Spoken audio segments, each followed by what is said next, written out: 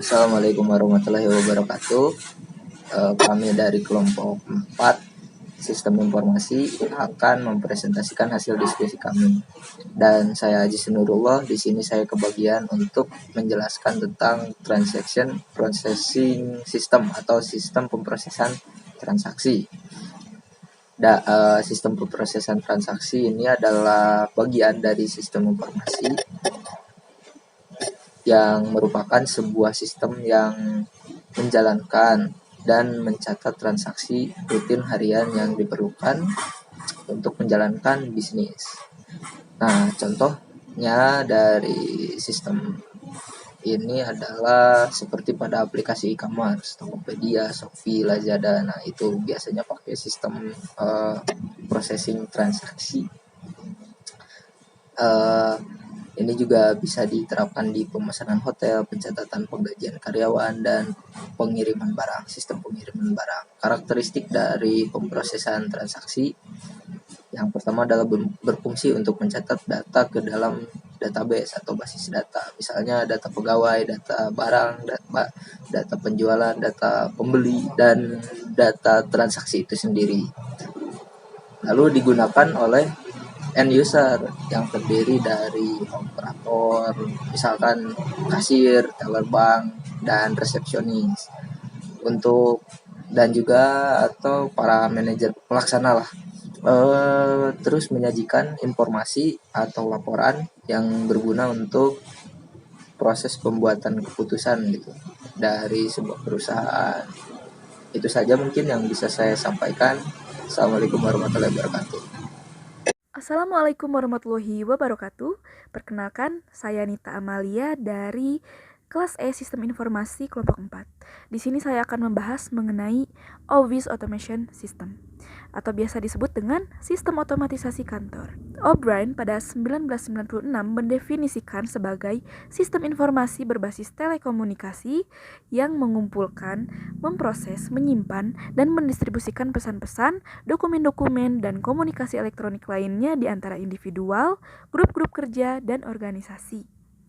Sistem ini nantinya akan memudahkan proses komunikasi formal maupun informal, terutama berkaitan dengan alur komunikasi informasi antara para pekerja, baik di dalam maupun di luar perusahaan, guna meningkatkan produktivitas. Tujuan dari Office Automation System ini diantaranya adalah meningkatkan kecepatan, ketepatan, keamanan kerja, dan mengurangi penggunaan kertas. Office Automation System mulai dikenal pada tahun 1964. Pada mulanya hanya digunakan pada skala pabrik industri. Kemudian hingga zaman sekarang sudah menyebar hingga ke perkantoran. Office Automation System dirancang menjadi dua. Yang pertama, Personal Information System, di mana sistem ini dirancang untuk memenuhi kebutuhan single user atau individual. Contoh aplikasinya adalah Microsoft Office. Yang kedua, ada Work Group Information System. Sama saja, hanya berbeda di ruang lingkup kelompok kerja saja. Contoh aplikasinya adalah Microsoft Exchange, Outlook, dan lain-lain. Sekian dari saya, terima kasih. Selanjutnya, saya Sinta Sirwati. Di sini saya akan menjelaskan konsep sistem kerja pengetahuan. Sistem kerja pengetahuan adalah sistem yang dikembangkan khusus untuk para teknisi, ilmuwan, dan para pekerja di bidang perusahaan lainnya yang bertugas memperoleh dan menciptakan pengetahuan baru bagi perusahaan mereka.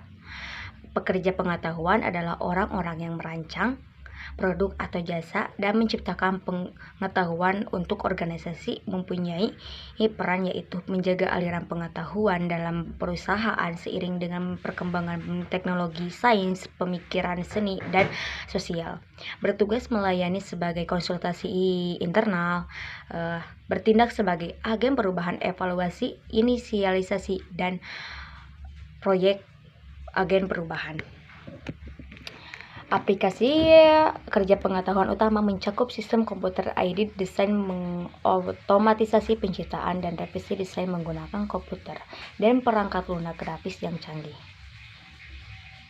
Bismillahirrahmanirrahim. Assalamualaikum warahmatullahi wabarakatuh.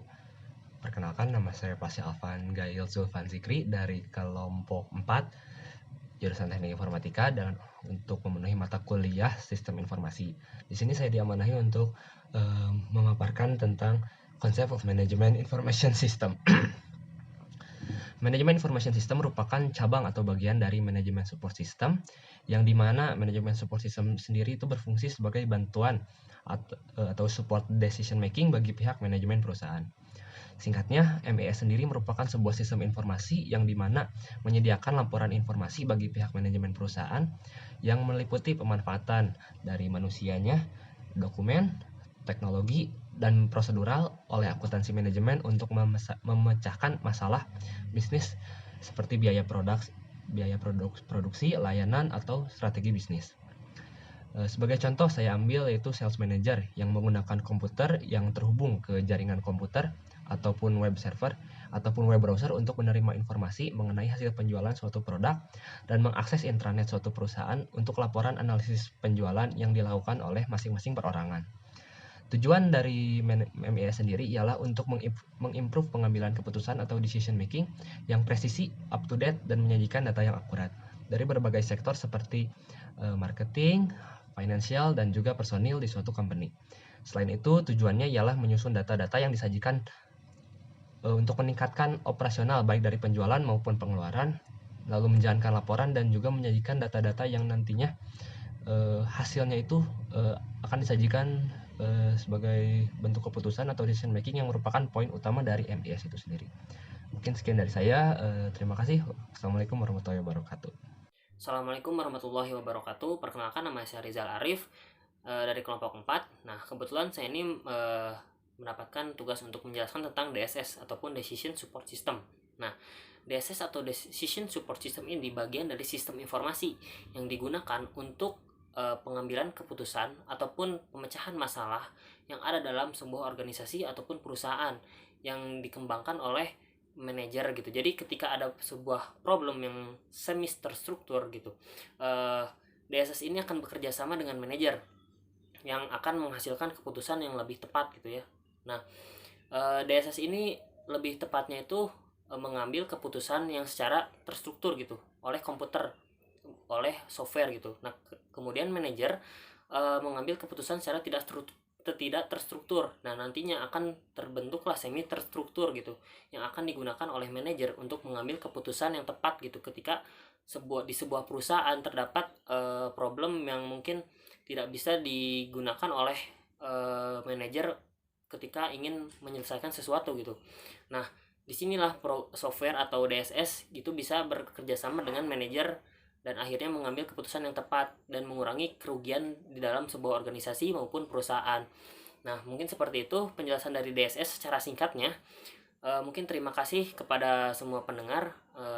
Kami dari kelompok 4 mengucapkan terima kasih. Wassalamualaikum warahmatullahi wabarakatuh.